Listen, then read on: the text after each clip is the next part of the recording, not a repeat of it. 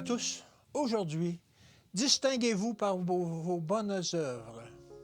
Mes frères, que sert-il à quelqu'un de dire qu'il a la foi s'il n'a pas les œuvres?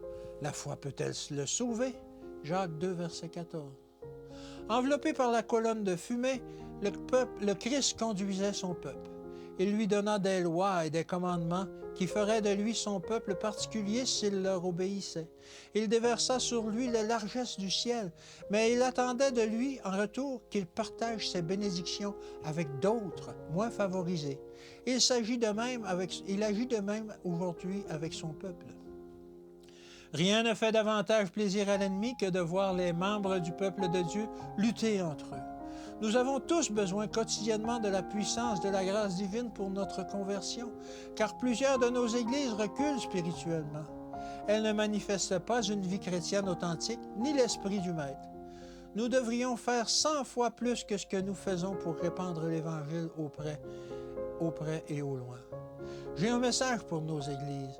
On doit y percevoir une consécration plus profonde que celle que l'on a constatée jusqu'à présent. Sinon, un grand nombre ne seront pas prêts à entrer dans la sainteté. Certains veulent être les premiers, ils veulent diriger. Il est bien de vouloir être le premier en bonnes œuvres, ainsi que dans l'obtention des grâces chrétiennes. Mais les paroles du Christ au 7e chapitre de Matthieu pourraient s'appliquer à plusieurs aujourd'hui. Lisez et étudiez attentivement ce passage.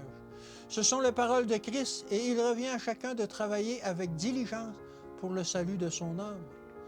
Nous devons faire progresser l'œuvre du Seigneur dans l'unité et proclamer les paroles de Dieu avec fermeté et décision. Nous devons cependant éviter de susciter des préjugés inutiles, que personne dans ses discours ou dans ses conversations n'assène de coups violents. Bien des portes ont été fermées et des occasions perdues à cause de cette attitude. Si nos églises avaient été bien éveillées, nous ne verrions pas à l'œuvre des influences aussi délétères que celles que nous constatons. Nombreux sont ceux qui devraient comprendre la vérité, mais qui sont pris au piège des sophismes de Satan. Satan est à l'œuvre parmi le peuple de Dieu, comme il l'était parmi les anges dans les parvis célestes. Et beaucoup se laissent séduire. Les jugements de Dieu s'exercent sur toute la terre, et nous devons rendre notre témoignage sous l'influence du Saint-Esprit.